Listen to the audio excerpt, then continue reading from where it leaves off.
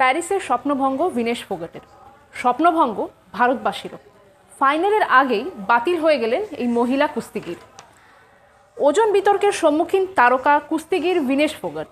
এদিন 100 গ্রাম বেশি ওজন জল ঢেলে দিল ভিনেশের অলিম্পিক্স পদক জয়ের স্বপ্নে।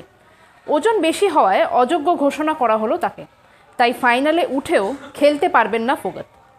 মহিলাদের ফ্রি স্টাইল 50 কেজি বিভাগের কুস্তির ফাইনালে উঠেছিলেন ভিনেশ। প্রথম ভারতীয় মহিলা হিসেবে অলিম্পিক্স কুস্তির ফাইনালে উঠেছিলেন তিনি।